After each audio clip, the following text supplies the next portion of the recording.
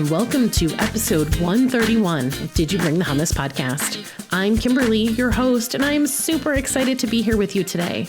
Did You Bring the Hummus is a podcast for all things vegan. Before we get started, I have one very important question for you. Did you bring the hummus?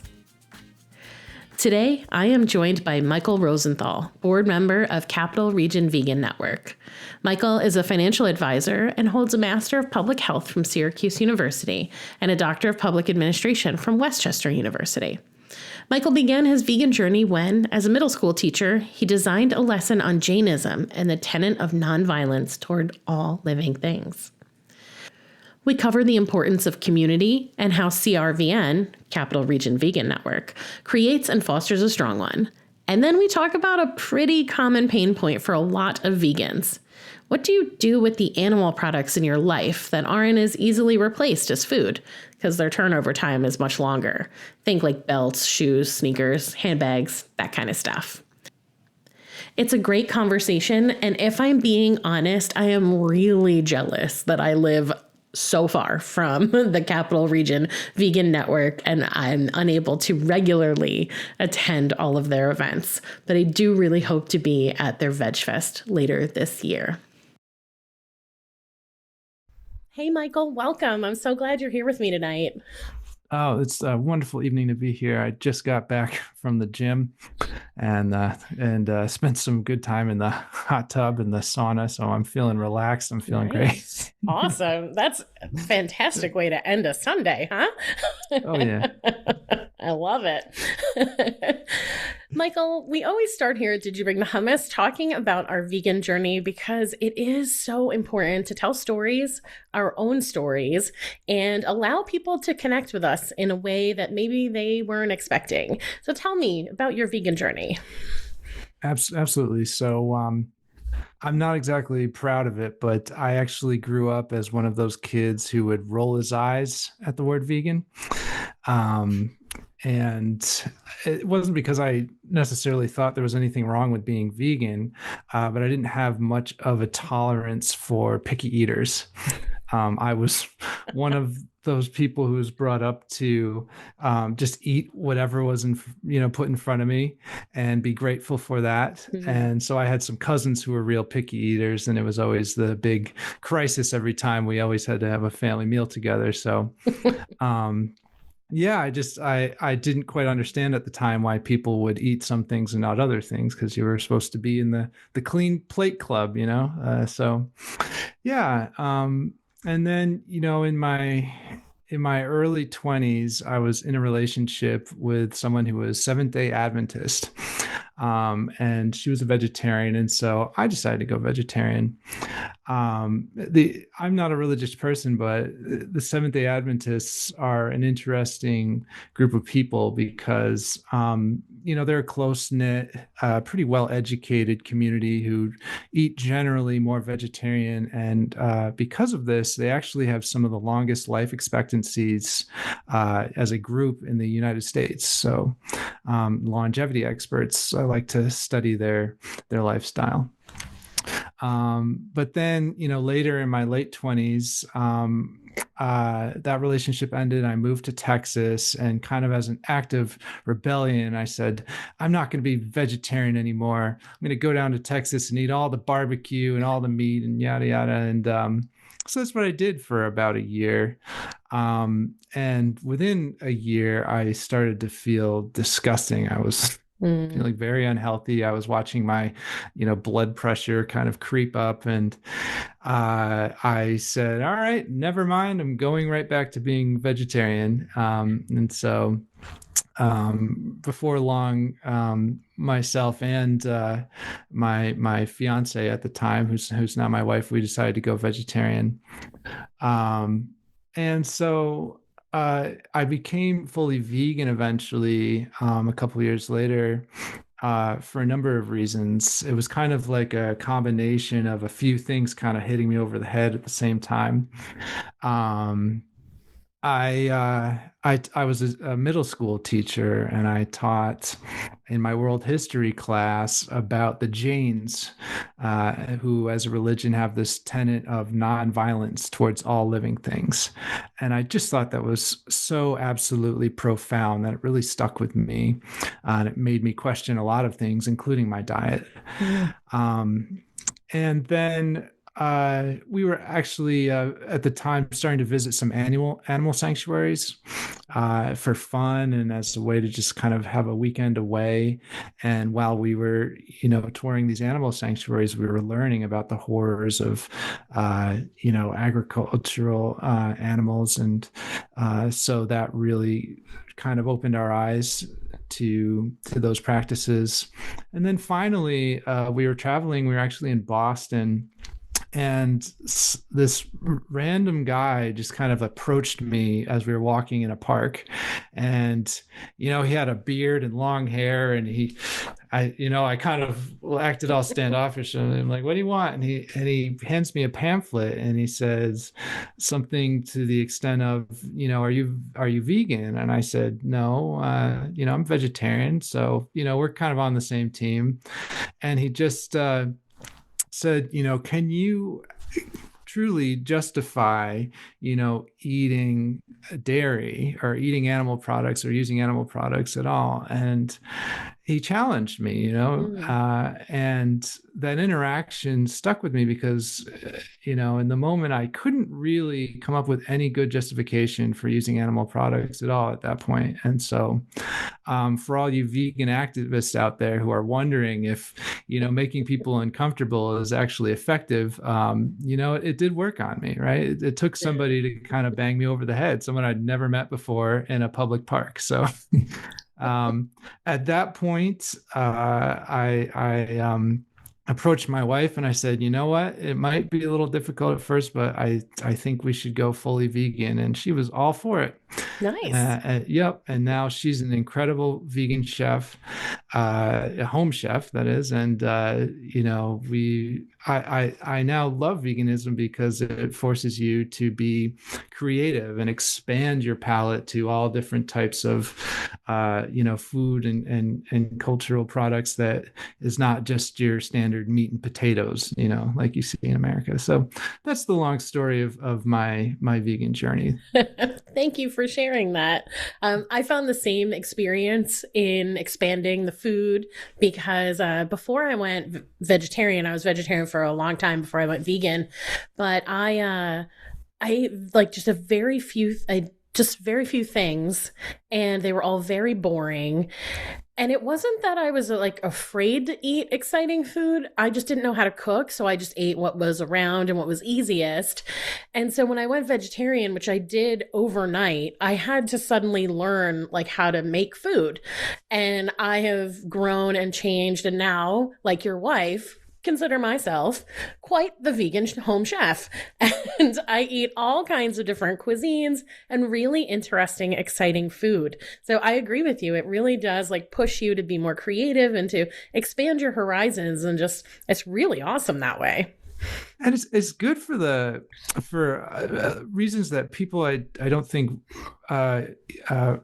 identify at first, such as in a vegan kitchen, you're not really worried about cross contamination, such as like chicken juice getting on everything or eggshells, right? Because everything is edible, right? Yeah. That you're working with, and shelf life even is less of an issue because cow milk has a short shelf life, but you switch that with oat milk, you can have that in your fridge for a much longer time.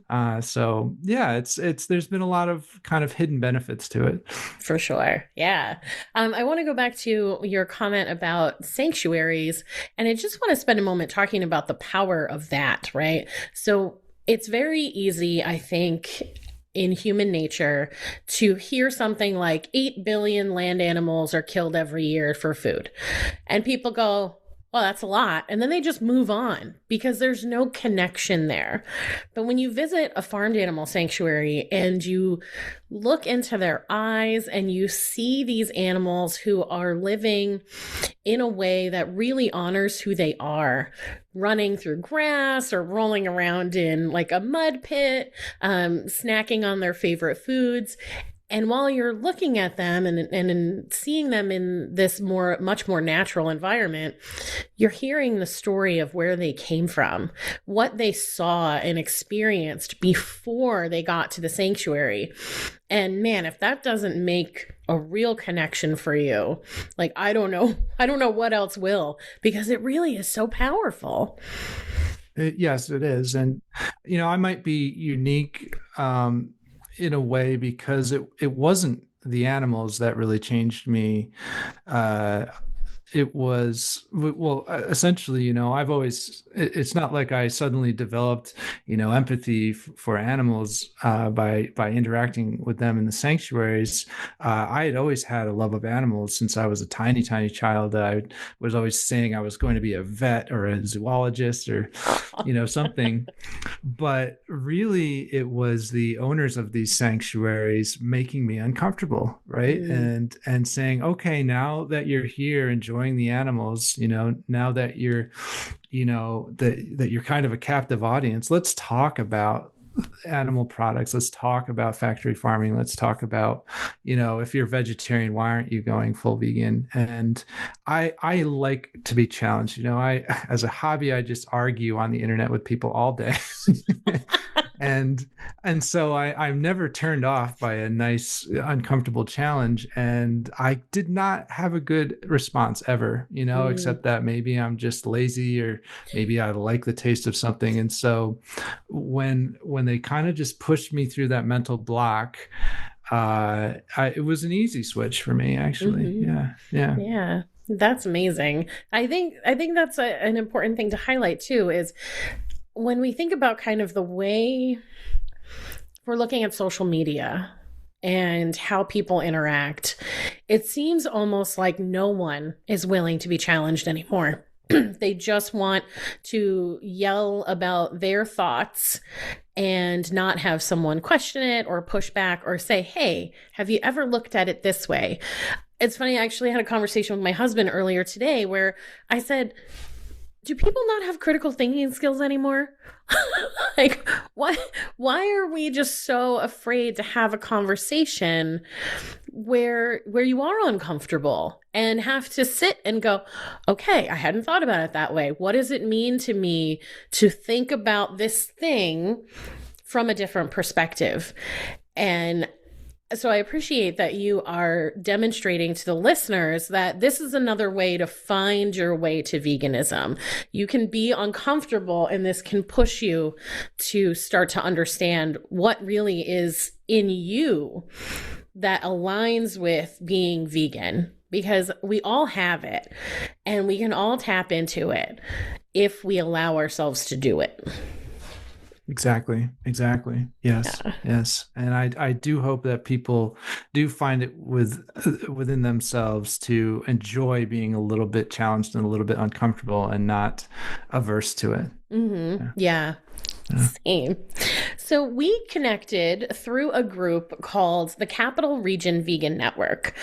And so I'd like to chat about that a little bit, because for me, when I went vegan, well, when I went vegetarian, I didn't really have a support system at all. It was 2001. There weren't tons of, there wasn't Facebook and groups to be part of, and no one in my family was doing it. In fact, one person even said to me, call me when you're normal again, because she was just not having it.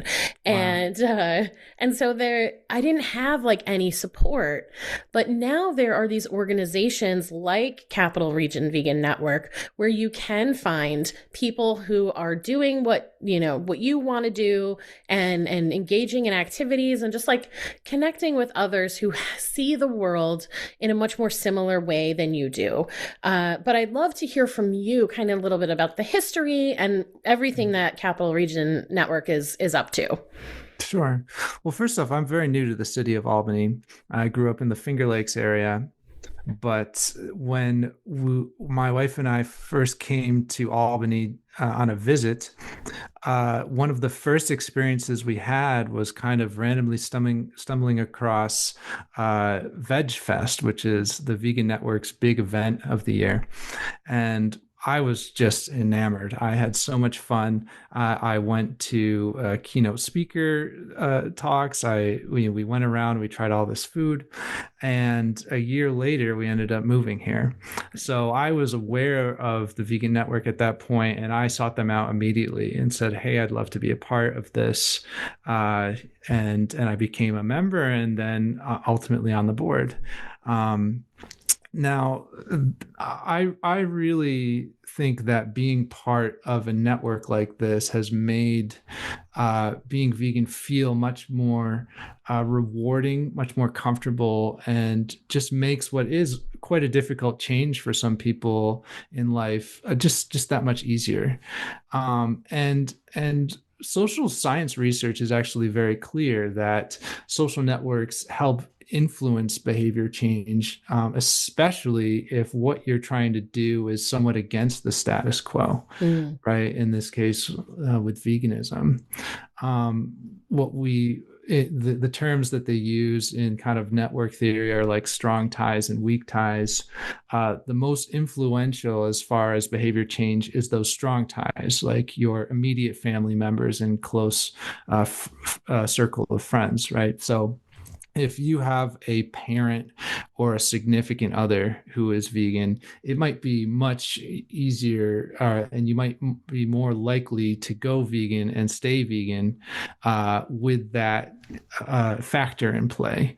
But the problem is that veganism as a movement cannot rely only on these strong ties, because as a movement, it won't grow very fast if it relies on just close inner circle connections. So what the vegan network does is it relies more on weak ties, and weak ties are kind of the underrated kind of underdog of movements, where they are crucial, but they're a little bit more hazy in how they work.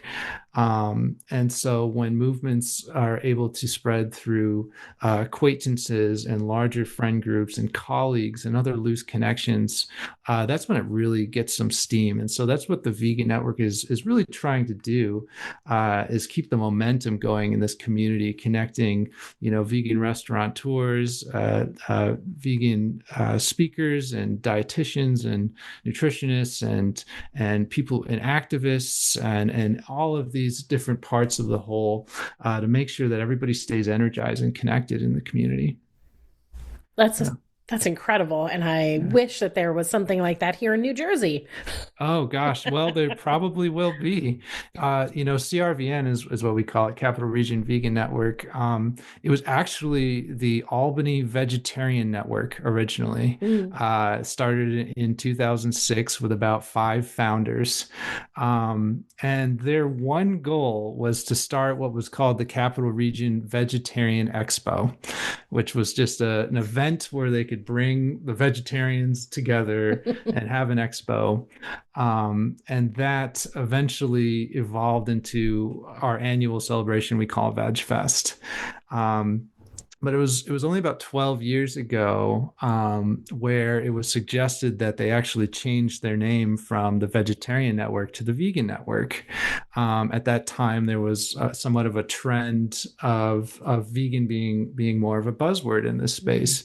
And so there was debate, I believe. I wasn't there, but I've heard that there was debate where they were worried that switching the name to vegan might hurt the organization by alienating some of their members. And for whatever reason, they took the leap, and it did not, in fact, hurt the organization at all. In fact, the Vegan Network has now grown considerably to a community of about 3,000 people who are loosely connected in our mailing list, our social media, and come to our events. So it's really gone great, and so I absolutely think that you will see one in your area and many more popping up. I love that. That's awesome. So you mentioned Veg Fest, and I'll tell you, I love a good Veg Fest. So much fun. What are some of the other things that CRVN is hosting throughout the year? What are you guys working on? Absolutely. So we are doing something at least once a month. This month in January, there's kind of a Zoom class series called New Year, New Me, where each of the board members are hosting a certain type of class, either on the politics and economics of veganism or cooking, you name it. And so those Zoom classes will be every Wednesday this month. We also host in-person cooking classes, either at our local co-op here called Honest Weight or at one of the members' houses. And actually at the co-op as well, we do an event called Shop the Co-op, where we all come into the co-op, hold a cooking class, and then go around and find all the vegan products for sale in the co-op, which is a lot of fun. Yeah. We have sanctuary days, which we go and take folks to visit some of the local sanctuaries, which there are a good number around this area, which is great. We throw vegan barbecues in the summer. We have ice cream socials, vegan mini golf. Sometimes we just get together and take a walk in the park. And then we have our large gatherings like Veg Fest, which have many attendees and take months of planning as well. But what really is also neat is that people who decide to become like official card carrying members of the Capital Region Vegan Network, they can essentially take their little card and walk into most of the vegan restaurants around here and receive a discount for being part of the group. So our little $25 annual membership fee really pays for itself very quickly. Yeah. Are all of the classes included in the membership fee, or are those added on? So they're normally discounted for members. Yeah. Okay. Yep. Yeah. Yeah. That's awesome, though, to have all these different ways that that you guys can connect with each other, learn something new together, just enjoy a walk in the park, just really like bringing together community in a very like accessible way. And having different options allows people who maybe don't feel comfortable coming to your house to do a cooking class, but would feel really comfortable meeting up at the park for a walk or going to a Veg Fest. It's just nice to have so many different options and allow people to really find what works best for them and to establish this connection in this community. And vegans sometimes get a bad rap as like the most judgmental people in the room, but this group here in Albany is the most welcoming, kind group of people that I've been exposed to in this city. So, it really goes against some of the stereotypes there. Absolutely. Yeah, I'd say most of the vegans that I've met in my life have been more like that than the stereotypical judgmental vegan. I mean, they are out there. I've met them too, but I've got to say it's been much nicer an experience than the world leads you to think that it would be. Yeah. When what the Vegan Network has really got me doing is forcing myself to have the more difficult conversations with people, because I believe that's probably the next step in my vegan journey, right? Where I've changed my diet and I've changed my own practices, but I never really felt the confidence and the motivation to kind of spread the gospel a little bit, right? And now that I feel like I'm part of a community where I'm not the one weirdo, you sort of feel like you have a little bit more confidence to challenge people like I was challenged and what brought me into the fold, right? It's just the pushback that I always seem to get, and these are from some of my closer friends who are, staunch environmentalists and very leftist and, have their hearts in the right place. But everybody seems to kind of respond that, eating meat is it's only natural and it's part of this somehow this sacred circle of life. And I don't, I've been poking at this theory in a number of different ways, but I just feel like as a whole, it ignores all of the evidence in front of us that, for one, humans were largely plant eaters for most of human history. Because we simply just don't have the teeth or the claws for eating flesh, Right. Or the intestines to process it. Exactly. Like the stomach of a vulture that's great at eating, flesh is what, I don't even know, 10, 100 times more acidic than ours. So that's why they can eat meat and not get sick. And for us in history, meat became a bigger part of our diet after the advent of a couple of things, which is sharp tools, right? Because we don't have the teeth or the claws. Fire, because we don't have the stomachs to not get sick from the parasites of the bacterias in meat, and domesticated animal farming, right? And of course, the advent of these things just happened to coincide with some of the start of the mass extinctions of animals on Earth caused by none other than humans. Yeah. Right. So when you think it's like that, our meat diet is natural. That's very puzzling to me, that to where we've gotten, where billions of chickens are confined alone in tiny little cages, and we're taking all the male chicks and grinding them up into a pulp. Like, that's the sacred circle of life that everybody's talking about. No, right.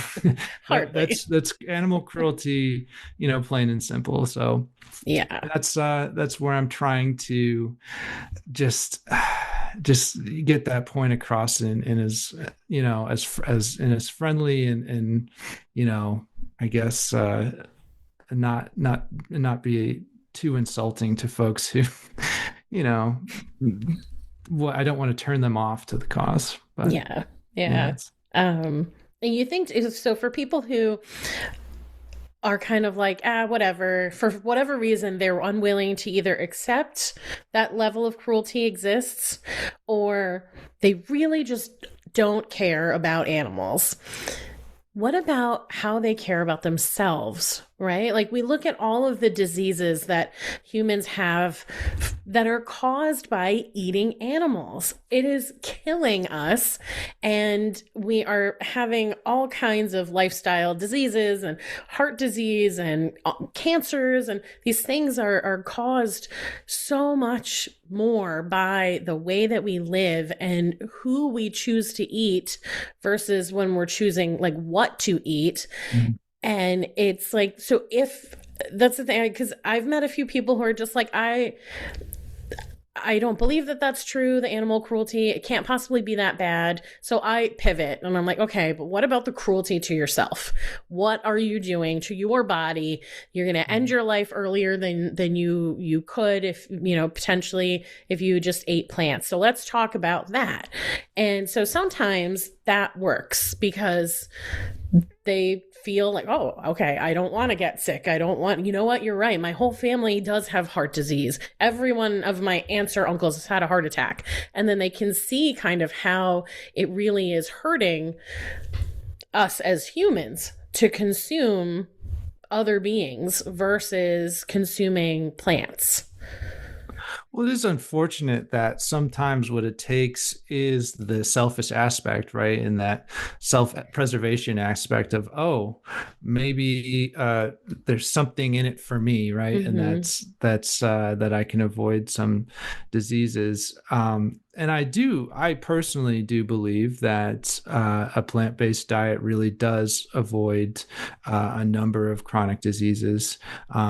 It's not like it's a magic bullet, because there's ways to do it the wrong way too. If all you eat is just processed sugars and right. But what I try to do is not really get too in the weeds in the debate around nutrition, mainly because it's I would say, I don't know, 99.9% of nutritional studies are all correlational, right? Showing associations between a certain diet or a certain product and outcomes that occur many years later. And Mm. so it's just with that type of study, it's impossible to truly say there was a cause.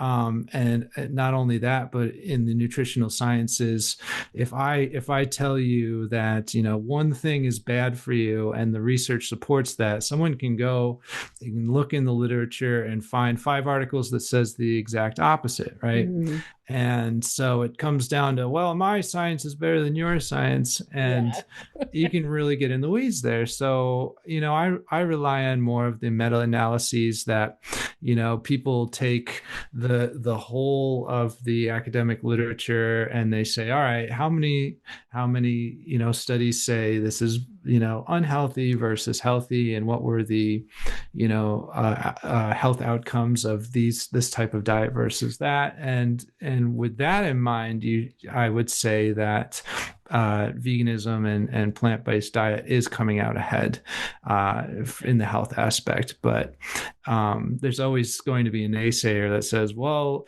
let's pull up some study that says the direct opposite, right? Hmm. Yeah. Yeah. Yeah. That is true. Yeah, for me, I definitely have been that vegan who has eaten all the processed things because it's always been not about me for me. It's always been, I don't ever want to contribute to what other humans are doing to all of these other beings on the planet. And as far as I can remove myself from all of those situations, I'm going to. And for a while, like I said, like I didn't know how to cook, and I really didn't prioritize my own health and consider what it would mean to be a healthy vegan, to live as long as possible, to be able to spread the message of veganism. And so I kind of just like, I've been eating a lot of junk food. Comfort food is really what I prefer to call it. Um, but but yeah, like when I'm having these conversations, I do want people to think beyond themselves.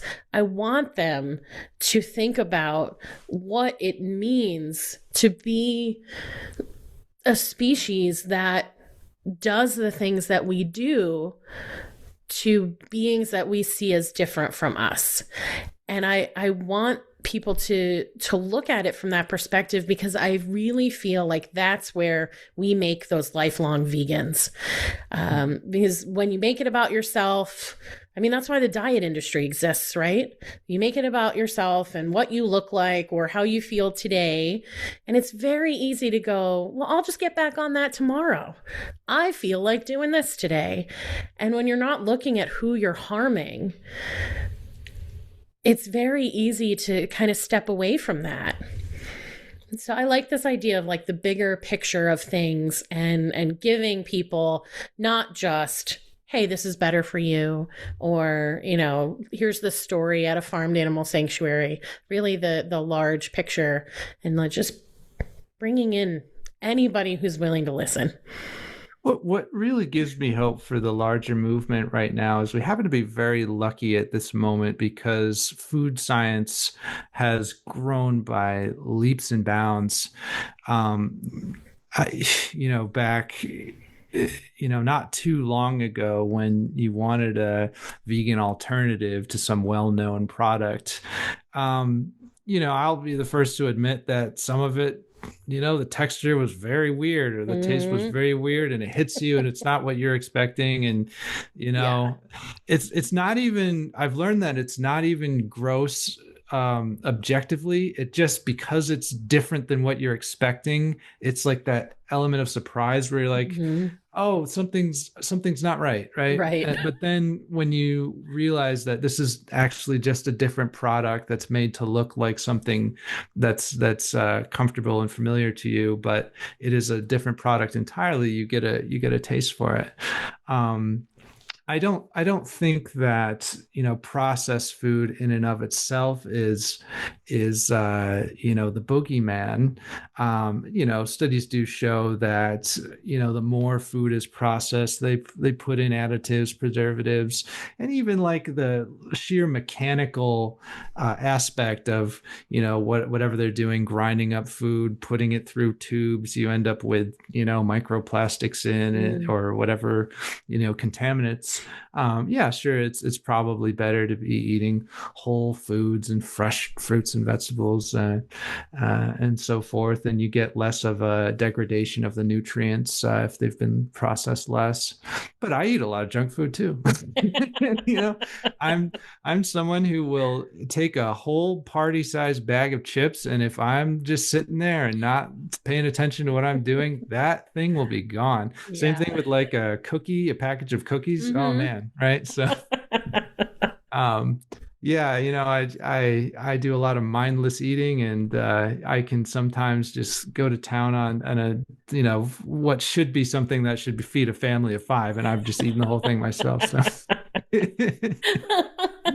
yeah. See, vegans, we're just like everybody else, right? Exactly. And I don't even, sometimes I don't want to even admit this. I'm the worst because I'm the gluten-free vegan. Oh no. So, yeah. Poor you. So even the vegans are like, oh God, not this guy. Can't even eat the sandwiches and the pasta. And yeah. So yeah, that's the thing, is I was never the picky eater. I mean, I didn't become a picky eater till like my very late 20s, and now I'm probably the pickiest eater I know. And I just have to be proud of it, because in all those years I just felt awful, and now I know how to prevent myself from feeling awful. I know what foods that work for me, I know the ones that don't, and I have to be okay with that in myself. Of like, some people might think I'm this picky eater that is ridiculous, but I'll take it. Yeah, that's right. It's important to feel good, and Yeah. when that's a priority for you, you should be able to make that choice and not worry about people giving you shit for it. But it happens, I guess, because even I just went, oh, poor you, because me, oh, I love the gluten. Give me all the gluten. Yeah, and that's the thing, is I love the gluten too. There's I love a fresh baked loaf of bread, or whatever, and it's like I can't even argue with the fact that like there are animal products that taste wise, it's like, oh yeah, that's very yummy, but I'm not going to eat it, because yummy is not the most important thing in life, right? So yeah, exactly, yeah. So one of the other things that we kind of, we didn't really go too deep into it when we were emailing back and forth, but something that we really wanted to touch on was about fur and leather. Did you have something specific that you wanted to really, really dig into? I did, yeah. And this is something that actually I was going to kind of solicit your advice on, because this has kind of been the one aspect of veganism that has thrown me the most, is textiles, believe it or not. And I when I was teaching American history, right, I would teach my students about how the mammals of the Americas almost disappeared because the Europeans and the colonizers had this insatiable demand for furs and pelts and hides, and that was very sad to me. But throughout the years, I have pieces in my wardrobe that I've collected that are made of leather, like belts and shoes, and I keep looking at these and asking myself, what do I do with these? Do I replace them and get rid of them, and what do I replace them with? And one of the conundrums that I'm having is I'm actually pretty active in the Beyond Plastics community, which is actually very active here in Albany. And I'm also just not a fan of some of the non-biodegradable materials that are used in textiles that are putting all kinds of microplastics into the air and water. So I'm looking at textiles and I'm saying, okay, we'll get the animal products out of there, like leather and wool and down, but that leaves, in terms of things that are biodegradable and kind of naturally derived, that leaves cotton and hemp and bamboo and maybe these new types of vegan leather alternatives that are made out of fungus or mushrooms. And I can't wait to kind of eventually have completely replaced my wardrobe with these materials, but I also have a general habit of buying all my clothes secondhand, which is, to me, I'm asking myself, like, okay, I don't want to be, a vegan who's wearing leather, but I have this leather belt that I bought 10 years ago secondhand. And, how do I like reconcile all this, moving forward? So what do you suggest? Yeah, that's a really great question. I appreciate that. So for me, my suggestion is to do what you're most comfortable with and what your situation allows. So in my case, even though I had just gone vegetarian, I wasn't vegan yet. I decided when I went vegetarian that I did not want to wear any leather items. I wanted to get rid of anything, handbags, sneakers, belts, because I didn't want to be a person who was saying, I do this while wearing animals. It just didn't work for me. And I lived at home with my parents. I was only 20 and I didn't have a lot of bills. So I could give away those leather things. And then I had the funds to replace them. And yeah, back in 2001, I definitely was replacing some of those things with those plastics that you mentioned, and not great for the environment. Some of them didn't last very long, so they had to be replaced. Thankfully, we're in a different position now, like you said, where there are all of these different things that are made, all these different vegan leathers that are made from like mushrooms and apples and pineapple and cactus. And it's just such a really cool thing that's happening right now. So for me, the answer was get rid of it and replace it. And but that's not possible for everyone. I know a woman who has a lot of, Coach purses and Fendi purses, and like, she spent a lot of money on them. It represents a level of income, maybe, that is important for her to show, but she considers herself vegan. But she likes to wear those bags and carry those bags, and she knows they're going to last a long time. She won't buy any more, but she's not going to get rid of the ones that she has. It just doesn't work for her. So it really is like what in your soul works for you. And if it's in your soul that you need to get rid of everything, and this is kind of not like you, I mean, like royal you, like for the listeners, if it's in your soul that you need to get rid of all of those animal-based things and you can't replace them, like give yourself grace and take your time. Let go of one thing and replace it. Take your time, build up the funds to replace the next thing. Like, you don't have to do it all overnight. And you're not buying new animal-based things. And so that is really the most important thing. I hate the idea of stuff going into landfills and, trying to, keep from creating so much trash. But then I also feel a little torn up about putting something leather back out into the world for someone else to wear and for them to show people, look at this cool thing I have. It's made from leather, and encourage other people to buy that. Because like, even when we talk about things like leather and wool, and people are like, these are natural and they're biodegradable and everything. But when you look at the chemicals that are used in order to turn an animal hide into something we can wear that will last, it's incredible. what goes into that. And I don't know that they are as biodegradable as maybe they once were because of the chemicals that are going into them.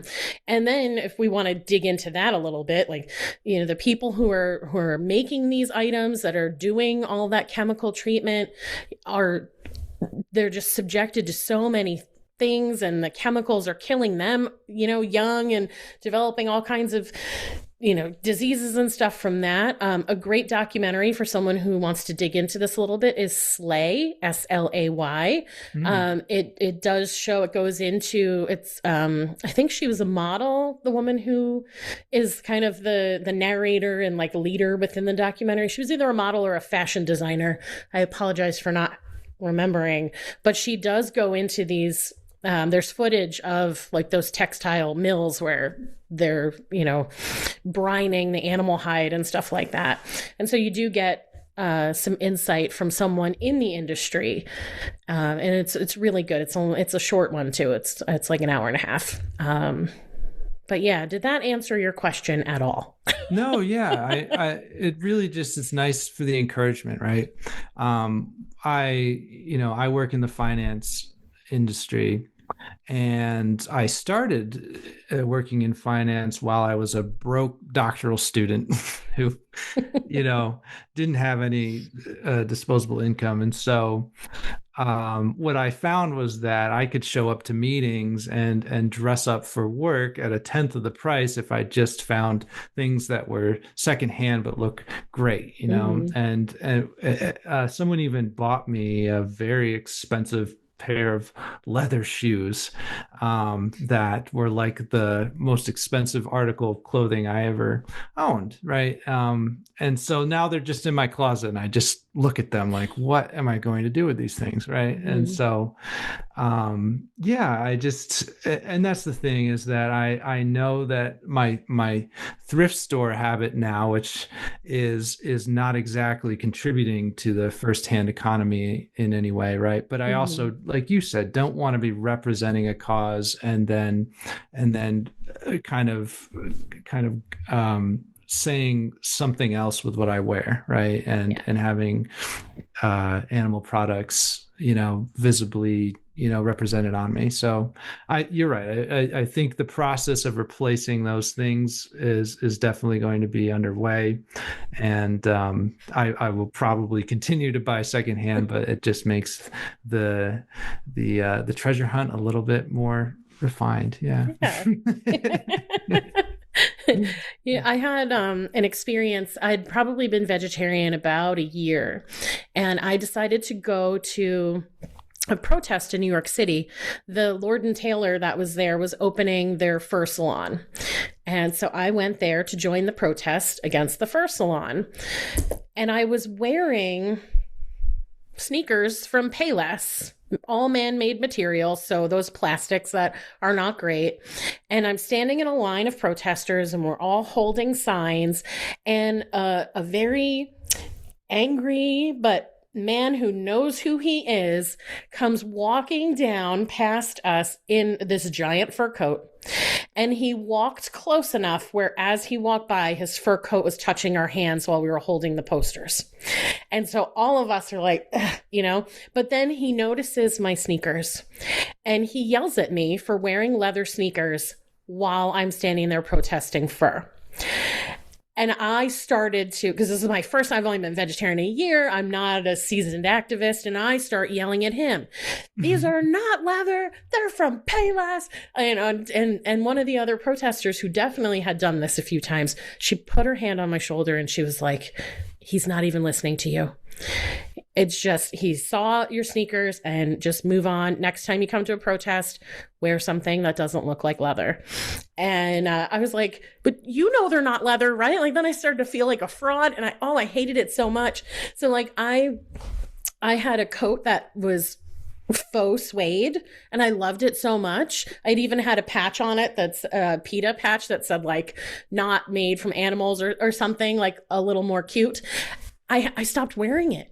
because it just felt like I don't ever want anybody to look at me and go, look at, she's a hypocrite.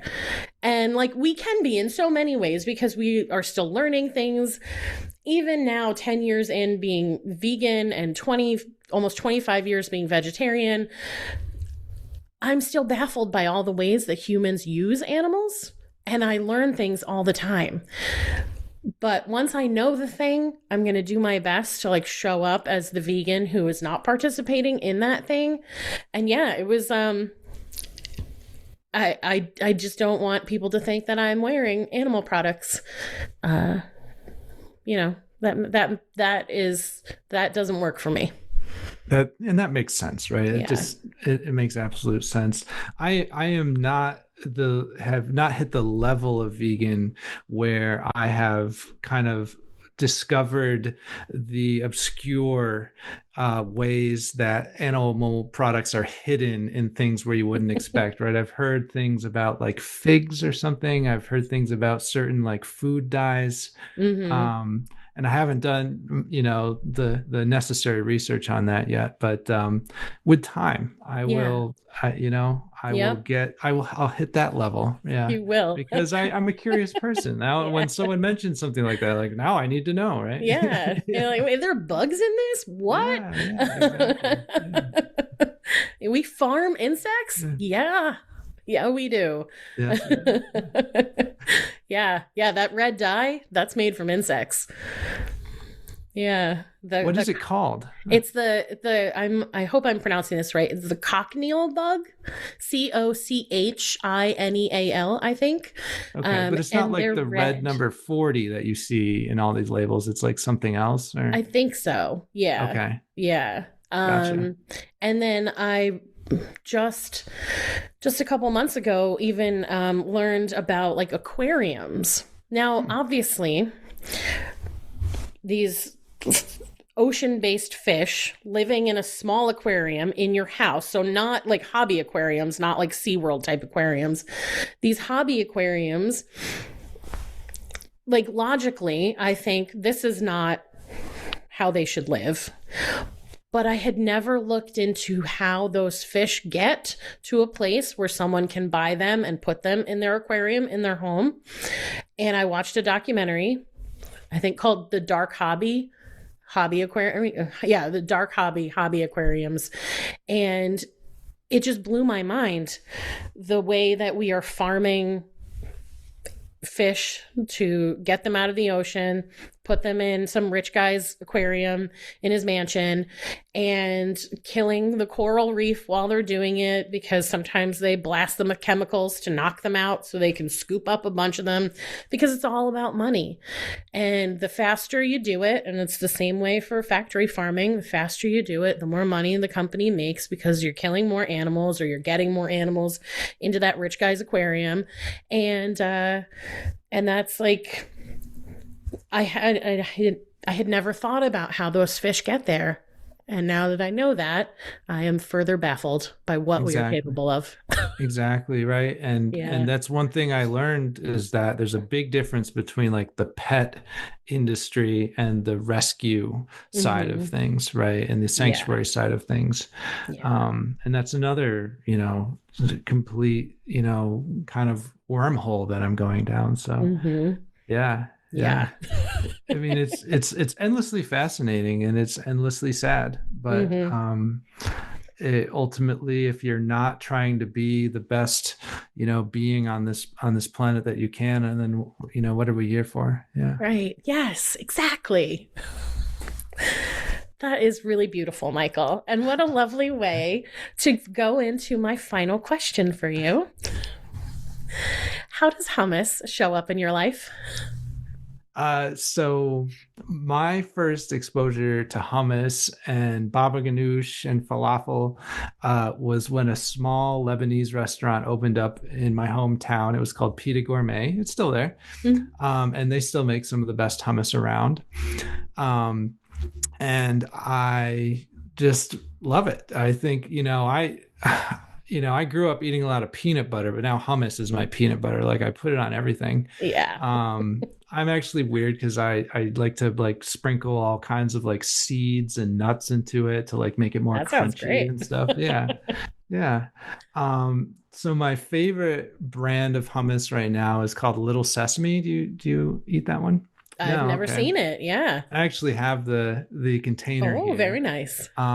It was started, I think, by a couple fine dining chefs who had like one restaurant, and then during the pandemic, they decided to bring their hummus to retail. Nice. And it is just the flavor and the texture that I'm looking for. They use organic chickpeas from like a very special regenerative farm. So yeah, it's a cool brand. I love the hummus. And then I was going to ask you, have you ever seen that like Adam Sandler film, You Don't Mess with the Zohan? Yeah, not in a long time, but I have seen it. Yeah. Yeah. Where they're putting like hummus on everything. They're like brushing their teeth with the hummus. And so I was like, I have to ask her about this movie because like your podcast is about hummus. So I'm just like, oh my God, don't mess with this on. And so I think I'm the one of the only people on this earth who actually likes that movie. Like, I don't even know if it's like aged well. Like it's been years and years since I've seen it, but Yeah. I just even like thinking back to how ridiculous that movie was, it makes me laugh. I Got love a like, good Adam Sandler movie. All oh of yeah, them. Yeah, they work for me. yeah. I'm glad you can appreciate it. For sure. Michael, this conversation has been wonderful. I think my listeners are going to learn so much, and those that are local to CRVN, I'm sure they'll be reaching out and signing up and attending your events and hopefully becoming members. Oh my gosh, I can't wait to meet them. Yeah, awesome. Thank you, Michael. I really appreciate your time tonight. Oh, thank you really for taking this time, and it's wonderful getting to know you. I hope we keep in touch. Me too. Excellent. Welcome back. To connect with the Capital Region Vegan Network, visit their website, capregionvegans.org. Find them on Facebook and Instagram at Cap Region Vegans. And you can connect with Michael on LinkedIn. As always, the links will be in the show notes, so you can click right in and get right there. I hope you found this episode helpful and inspiring. Please subscribe to the podcast so you never miss an episode. And if you're loving it, please give Did You Bring the Hummus a 5-star rating and leave a review. It's an easy way to keep supporting the show. Be sure to share these episodes with your friends. If you're finding something good here, they will too. Follow me on Facebook and Instagram at Did You Bring the Hummus, and visit my website, didyouBringTheHummus.com, for more information about me, updates on what I'm working on, new podcast episodes, and all things vegan. Tune in next time for my interview with Carl Orzakowski of Faunalytics. Thanks for listening.